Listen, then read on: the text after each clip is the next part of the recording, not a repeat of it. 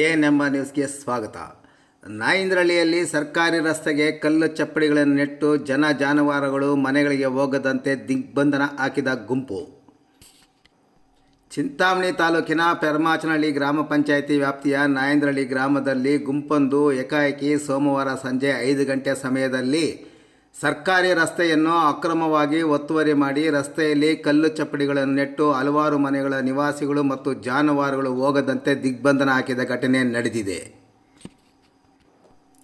ಗ್ರಾಮದಲ್ಲಿ ಮಾಜಿ ಗ್ರಾಮ ಪಂಚಾಯಿತಿ ಸದಸ್ಯ ಮುನಿರೆಡ್ಡಿ ಸೇರಿದಂತೆ ಸುಮಾರು 10ಕ್ಕೂ ಹೆಚ್ಚು ಮನೆಗಳು ಓಡಾಡುವ ಸರ್ಕಾರಿ ರಸ್ತೆಗೆ ಕಳೆದ 2 ತಿಂಗಳ ಹಿಂದೆ ಗ್ರಾಮ ವಿಕಾಸ ಯೋಜನೆಯಡಿಯಲ್ಲಿ ಸಿಮೆಂಟ್ ರಸ್ತೆ ಮಾಡುವಾಗ ಗ್ರಾಮದ ಮೈಸೂರು ಕುಟುಂಬದವರು ತಗಾದೆ ತೆಗೆದಿದ್ದು ಸರ್ಕಾರಿ ರಸ್ತೆಯ ಜಾಗ ನಮ್ಮದೆಂದು ಕಾಂಕ್ರೀಟ್ ಕಾಮಗಾರಿಯನ್ನು ಅರ್ಧಕ್ಕೆ ನಿಲ್ಲಿಸಿದ್ದರು.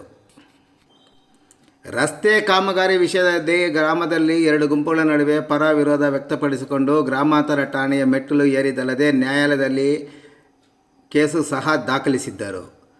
ತಗಾದೆ ಇರುವ ಬಗ್ಗೆ ಗ್ರಾಮ ಪಂಚಾಯಿತಿಗೆ ಸಹ ದೂರು ಸಲ್ಲಿಸಿದ್ದು, ಸೋಮವಾರ ಮಧ್ಯಾಹ್ನ ಭೇಟಿ ನೀಡಿದ ಪೆರ್ಮಾಚನಹಳ್ಳಿ ಗ್ರಾಮ ಪಂಚಾಯಿತಿ PDO ರಸ್ತೆಯ ಜಾಗದ ಸರ್ವೆ ನಂಬರ್ಗೆ ಚೆಕ್ಬಂದಿ ಇಲ್ಲದೇ ಇರುವುದು ಸೇರಿದಂತೆ ಸರಿಯಾದ ದಾಖಲೆ ಇಲ್ಲದೇ ಇರುವ ಬಗ್ಗೆ ಮೇಲಾಧಿಕಾರಿಗಳಿಗೆ ಪತ್ರ ಬರೆಯುವುದಾಗಿ ಹೇಳಿ ವಾಪಸ್ಸು ಹೋಗಿದ್ದರು.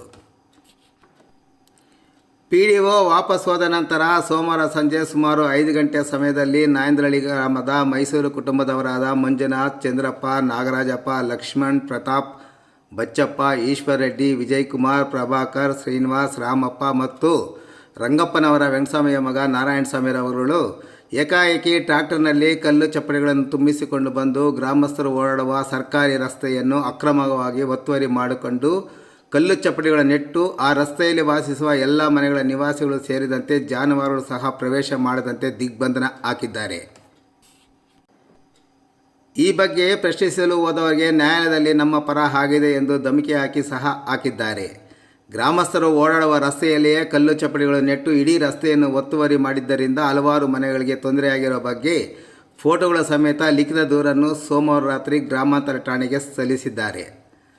ಸದರಿ ದೂರಿನ ಮೇಲೆ ಗ್ರಾಮಾಂತರ ಠಾಣೆಯ PSI ಮತ್ತು ಸಿಬ್ಬಂದಿ ಗ್ರಾಮಕ್ಕೆ ಭೇಟಿ ನೀಡಿ ಪರಿಶೀಲನೆ ನಡೆಸಿದ ನಂತರ 2 ಗುಂಪುಗಳನ್ನು ಮಂಗಳವಾರ ಬೆಳಗ್ಗೆ 9 ಗಂಟೆಗೆ ಠಾಣೆಗೆ ಬರುವಂತೆ ಸೂಚಿಸಿದ್ದಾರೆ.